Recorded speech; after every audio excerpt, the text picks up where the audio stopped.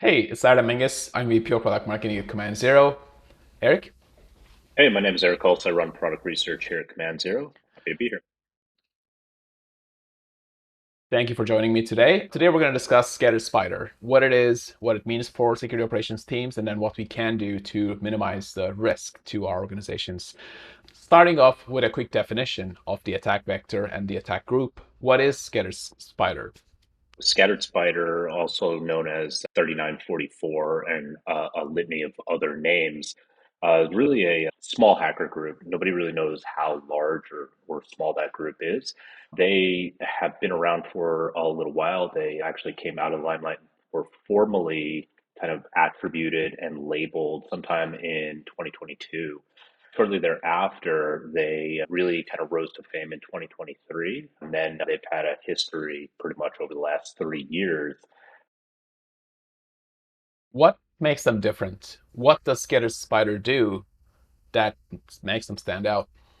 There's a couple things that really makes them stand out. And the first of which is kind of their claim to fame and their modus operandi, and even expertise when it comes to phishing and gaining initial access. Now, many groups they do cover that initial access, and there's a number of ways of getting that. But because this group is known to be native English speakers, and their targets are primarily within the US and UK, they're exceptionally good at crafting some of these phishing lures and gaining entry. Now, initially in 2022, when they rose to fame, their real value or their real skill came in SIM swapping. So they were actually doing a lot of SIM swapping and targeting those telecoms to gain initial access. And of course, they were financially motivated, so they were leveraging that initial access to obtain data and then really targeting stealing money. They did make a shift in 2023, and that's when they became even more high profile. They leveraged a lot of those skills on initial access to break into companies and start deploying ransomware, with the biggest one actually becoming Caesars Entertainment and MGM Resorts back in 2023.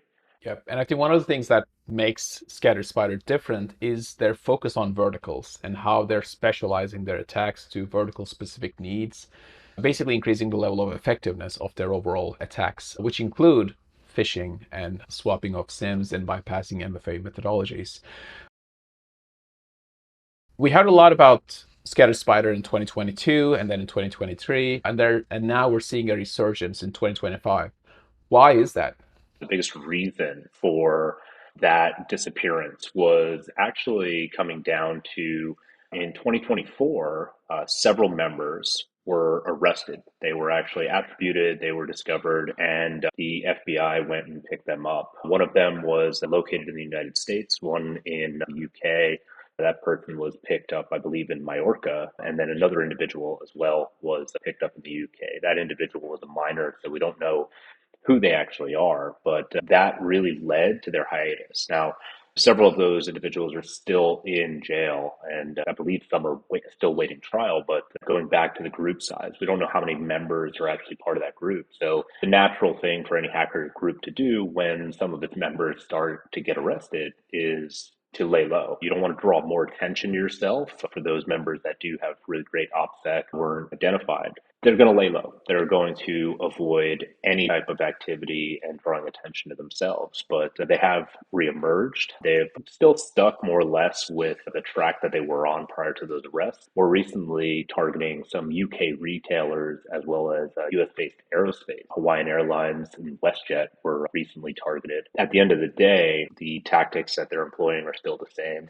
Now, the other factor with that is although they have that hard skill within phishing, within initial access, and really targeting those IT departments and leaning on that human skill of social engineering, it is also believed that they're starting to leverage a lot of AI within some of their tactics. And that's just enabling them to go from laying low to regrouping and accelerating a lot of that work and things that need to go into obtaining that initial access.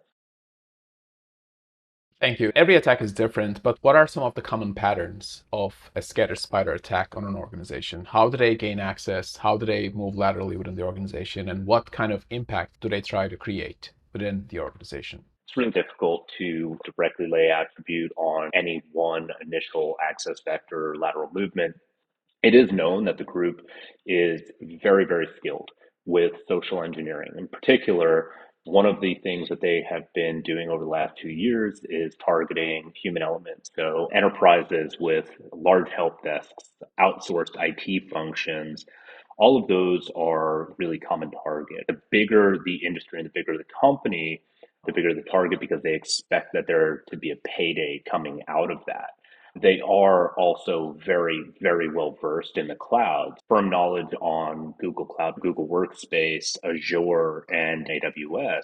They leverage a lot of living off of the land techniques, and they're able to avoid detection not through any extreme technical measures or enabling detection technologies, but really understanding these infrastructure components at a core level allows them to fit in and then work through the shadows just as a normal IT technician would. Yeah, so it's almost like the persistent threat that we had in the early 2000s now making a comeback in form of an activist group. One point of clarification there is because it's not really an activist group. Remember, the Scattered Spider is financially motivated, full stop. There's no level of activism going on there. So it is purely ransomware deployment, financial motivation, and obtaining that payout.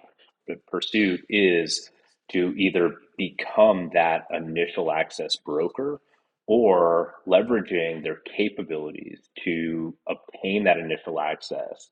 They either deploy ransomware or pass that kind of access brokerage off to some of the ransomware groups. And there's really only a few that they've worked with. Some of it is a little bit speculative, but Alpha V or Black Hat was one that they worked with historically. They commonly deployed that. Now, Ransom Hub, back prior to some of the arrests, there was participation in that, and that actually contributed to a double extortion campaign that we saw.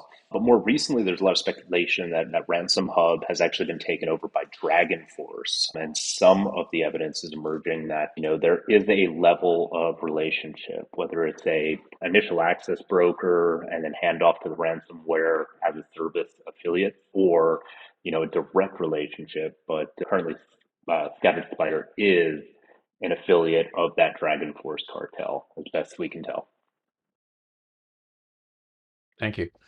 And what can organizations do to protect against these attacks? There's quite a few things that organizations can do. The first is cover all of your basics. Obviously, ensuring that all of your employees have MFA, have that social engineering and awareness. When you are outsourcing some of these IT departments and IT functions, it's really important that you are digging in and verifying that they have an underlying approach and verification process for this. One of the things you can also do there is teaching your employees and having these backup systems to actually employ for a lot of the phishing or virtual AI type of phishing scenarios. Scattered Spider is utilizing generative AI for not only the personalized phishing, but they were potentially using AI driven voice cloning. And if they're not, that's a possibility of what's to come, not just with them, but with anybody.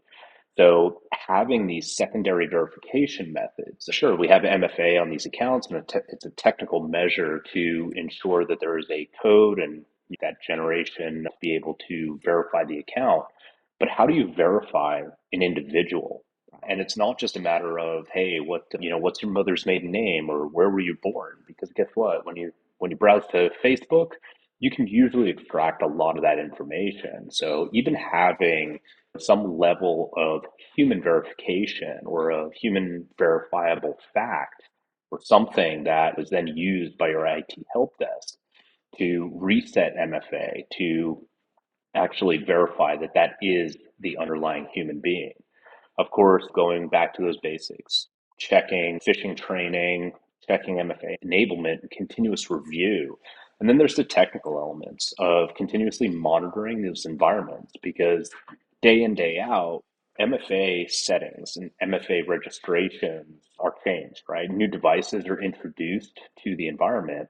But there needs to be a process to actually go through and verify that, especially when there's large deviations within a change for that device. For example, if I'm always using a Android device and then suddenly after 11 years I switch over to an iPhone, sure, that happens and it happens often, but how often does that get overlooked or this huge deviation in my actual device registration ever get verified by the employer or by the technology? Thank you. So what I'm hearing is a lot of employee awareness, security awareness is going to play a really huge part in making sure that we can understand whenever we're under attack and we can respond. Second is the technical prevention that we can put in place in terms of technical controls, but also in terms of detection capabilities. So how can an enterprise realize that Scatter Spider might be active in their environment? Reviewing all of the precursors and predetermined tactics for your pre-ransomware deployment. Looking at that access people have, starting to recognize even those low to mid-level detections, which go overlooked. A lot of people are just inundated with the day-to-day critical and high prioritized alerts. What really gets a lot of people is those lows and mediums. Again, Scattered Spider are experts within not only the cloud environment, but also navigating that enterprise and avoiding detection through the use of what exists. So living off of the land. A lot of products are detecting all of that lateral movement, that exfiltration, and even the precursors to ransomware deployment, but at the end of the day, they're rated in such a low criticality that people overlook them. Back some of those basics, recognizing and then really, really testing and validating your detection capabilities within your organization, within your environment for living off the land style tactics and techniques. Thank you.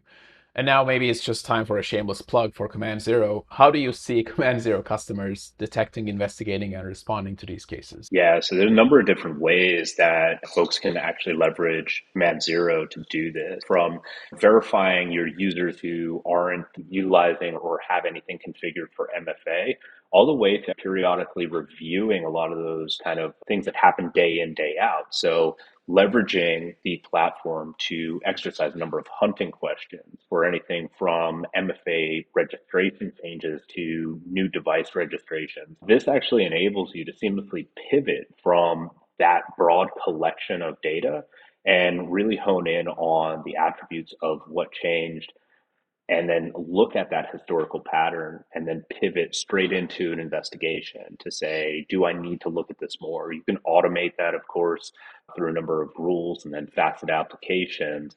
And that's one of my favorite things. It's actually just reviewing an organization for MFA changes and recent device registrations.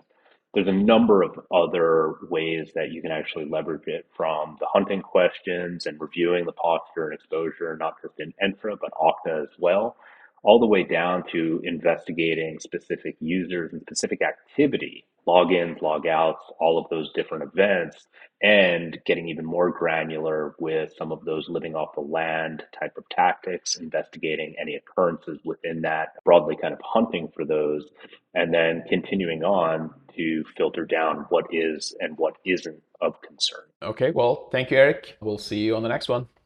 All right. Thank you.